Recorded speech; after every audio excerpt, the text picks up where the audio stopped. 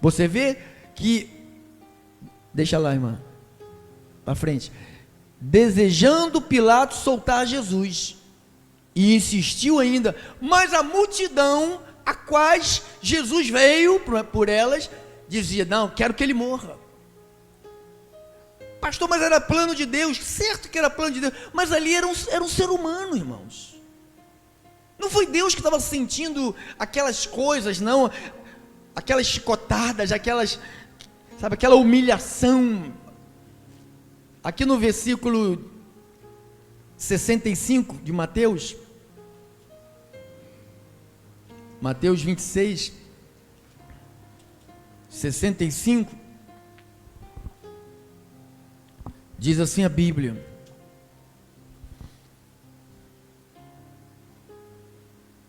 então o sumo sacerdote rasgou as suas vestes. Sabe, quando eles ficavam revoltados como essa pessoa blasfemou, quando se blasfemava, a atitude do sumo sacerdote era de rasgar a sua capa, mostrando que aquela pessoa tinha transgredido. Então diz aqui, então o sumo sacerdote rasgou as suas vestes, dizendo, blasfemou. Que necessidade mais temos de testemunhas? Eis que ouvistes agora blasfêmia. Versículo 66. Que vos parece? Responderam eles, é réu de morte. Então, uns cuspiram-lhe no rosto e lhe davam murros, e outros esbofeteavam, dizendo, olha as dores, aqui você imagina as dores, dizendo, profetiza-nos, ó Cristo. Olha a zombaria, olha o escárnio, olha a dor psicológica, olha o trauma na mente, querendo traumatizar a mente de Jesus. Jesus foi submetido a um açoitamento, apenas um dos castigos que enfraquecia mortalmente. Segundo diz lá os estudiosos, diz que quando um homem era condenado, ele não era cumprida a condenação imediatamente, aguardava-se 7 dias para ele ser condenado. Jesus foi condenado e foi morto, foi castigado no mesmo dia para a morte. Então nem esperaram, eles nem guardaram a lei que já existia na época, que toda pessoa que iria para a cruz, ele era sentenciado e ficava no aguardo. Era mais para fazer o cara ter dores psicológicas, o cara saber, daqui a 7 dias eu vou morrer, daqui a 7 dias, daqui a 6 dias eu vou morrer, daqui a 5 dias. Então, mas eles não pegaram ele, condenaram e no mesmo dia levaram ele para a cruz.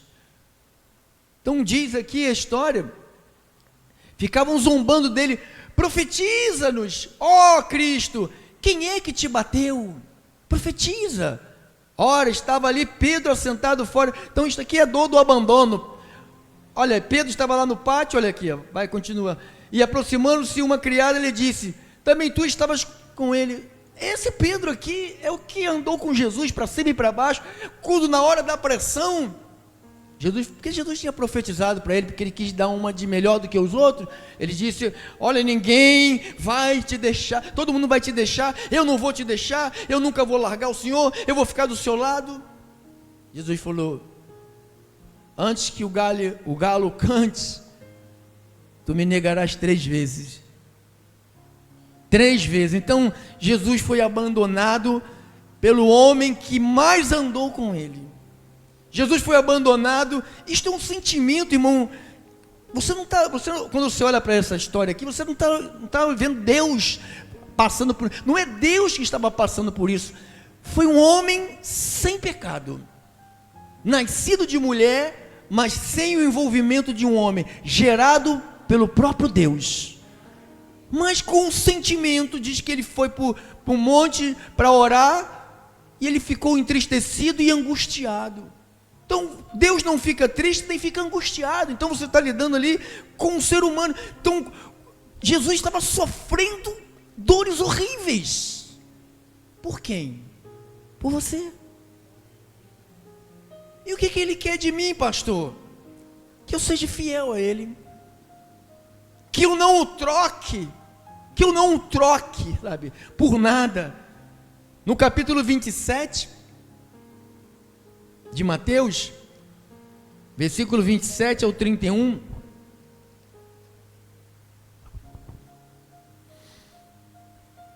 logo a seguir, os soldados do governador, levando a Jesus para o pretório, era o pátio,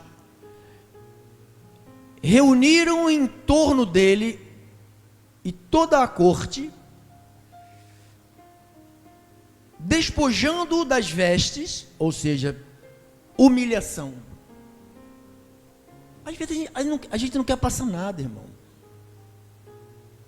A gente não quer passar nada, vezes nada. Nós nos achamos os intocáveis. Eu sou filho de Deus, eu não posso passar nada, eu não posso sentir nada, eu não posso. Não, você tem que passar. Paulo falou: eu cumpro no meu corpo o resto do sofrimento de Cristo. Nós lemos isso lá em Coríntios. Das vestes cobriram-no com um manto escarlate,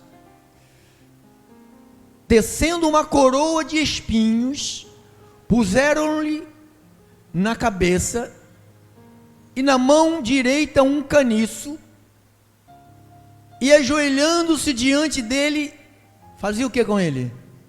Escarneciam, dizendo: salva, rei dos judeus.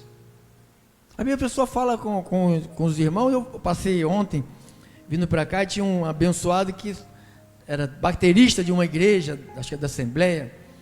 Eu até chamei ele, lá vizinho, chamei ele: vai para lá para a congregação, tocar com a gente lá. Ele falou: não, eu estou dando aula, eu sou o mestre da bateria, não sei o quê. Aí passei, soube já um tempo atrás que ele voltou para a cachaça, porque não aguentou o escárnio. Às vezes nós somos escarnecidos, irmão. Você está num lugar, numa festa, e passa lá o garçom com a bandeja com bebida alcoólica, você diz: não quero. Ana, que bobo, oh, que otário, oh, é por causa de igreja, o pastor também bebe. A gente fala logo assim: o pastor também bebe escondido. E por que você não faz? Então as pessoas não conseguem suportar esse escárnio. Aí o que eles fazem? Voltam para trás, cedem ao escárnio. Diz que o escarneciam dele, dizendo: salve, rei dos judeus. E cuspindo nele, tomaram um caniço e davam-lhe com ele na cabeça. Depois de terem escarnecido, despiram-lhe o manto e o vestiram com as suas próprias vestes. Ou seja, tira a roupa, põe roupa. Isso se chama dores psicológicas, dores atacando a emoção, né? Atacando o psique. A gente somos atacados assim na mente, e muitas das vezes a gente deixa-se levar, deixa as pessoas nos ferir, deixa as pessoas nos machucar, e às vezes entramos em crises depressiva, crises de ansiedade, por causa das agressividade dos outros. Olha lá, despiram, tiraram o manto, cuspiram, murros, tudo isto, irmão, por me amar. Tudo isto ele fez. Jesus sofreu várias feridas, como a coroa de espinho, prego nas mãos e nos pés, preso a uma coluna. Jesus teria sido golpeado nas costas, com um chicote com 8 tranças. Na ponta das tranças eles colocavam ossos de animais e bolas de chumbo. Então as bolinhas de metal que cheia de pontas, que quando batia nas costas, ou onde pegasse, ele não mirava um lugar, ele dava nele. Diz que ele sofreu tudo isto, padeceu tudo isto, para que eu e você tivéssemos saúde e paz. E você vê um povo sem saúde e um povo sem paz. Sabe por quê? Porque não acredita no que acabamos de ler em Isaías 53, abençoados. A maioria de nós balançamos a cabeça, até batemos palma e, sabe, nos emocionamos, mas na hora de dizer, está escrito, eu creio mesmo. Está escrito, eu creio mesmo. Diz que, aqui em Isaías 53, na NTLH 5, diz, porém, ele estava sofrendo por causa dos nossos pecados, estava sendo castigado por causa das nossas maldades. Nós somos curados pelo castigo que ele sofreu. Eu recebo isto no meu corpo, irmão. Ele não morreu de graça, nós somos curados pelo castigo que ele sofreu, somos sarados pelos ferimentos que ele recebeu em meu lugar para gerar em minha vida mudanças. Aquilo que Paulo disse lá em 2 de Coríntios, na Almeida 1:5, 2 de Coríntios 1:5, porque assim como os sofrimentos de Cristo se manifestam em grande medida a nosso favor. Ah, papai.